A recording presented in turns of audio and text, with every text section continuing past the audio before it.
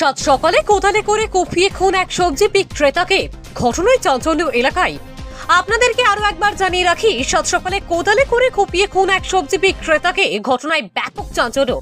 সাত সকালে খুন হন সদানন্দ দাস নামে এক সবজি ব্যবসায়ী। গ্রেপ্তার অভিযুক্ত বাপি দাস। প্রতিদিনের মতো এদিন সকালেই বীরভূমের নানুর বাসস্ট্যান্ড সংলগ্ন এলাকায় সবজির দোকান লাগাচ্ছিল স্থানীয় ব্যবসায়ী সদানন্দ দাস।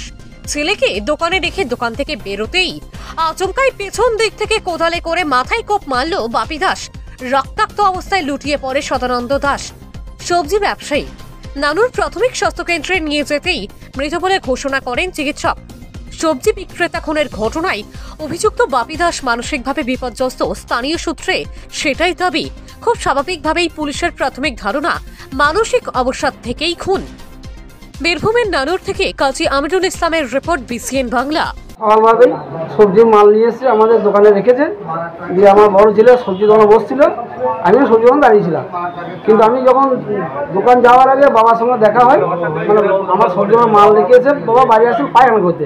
সেই মতো আমি বাড়ি থেকে বেরিয়ে যাচ্ছিলাম, মিতালি স্টুডিওর কাছে বাবার সঙ্গে দেখা হয় যে বাবা আমার কোথাও, বাবা বলে বাইরে আসছি দোকানে চো। কিন্তু ওইটুকু আসতে আসছি, আমি যখন দোকান যাই, দোকানে শুনি যে একটা পাড়ার দুর্ঘটনা হয়ে গেছে। কে করেছে ঘটনা? করেছে ওটা বাপি দাস, ডাকনাম বাপি, বাপি বলি সবাই চেনে ওকে, কিন্তু ভালো নাম হচ্ছে জগদীশ দাস। এমনি আগে থেকে কোনো বিবাদ বা না, ওদের সঙ্গে আমাদের কোনো বিবাদ নাই, কোনো ঝড় নাই, কোনো ঝাঁটি নাই, কোনো অশান্তি নাই।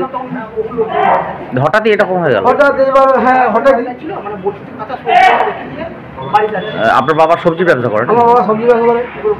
ও ব্যবসা করে? ও ব্যবসা করে, ও সিজন ব্যবসা করে, যখন যা পাই তখন তাই বিক্রি করে। বাপি দাসকে মানে আটক করা হয়েছে? বাপি দাসকে? হ্যাঁ, বাপি দাসকে নাম থানা অ্যারেস্ট করেছে। কি চাইছেন আপনারা? আপনারা মানে প্রাপ্য, মানে আইনের যেটা সাজা, সেই সাজা দেয়।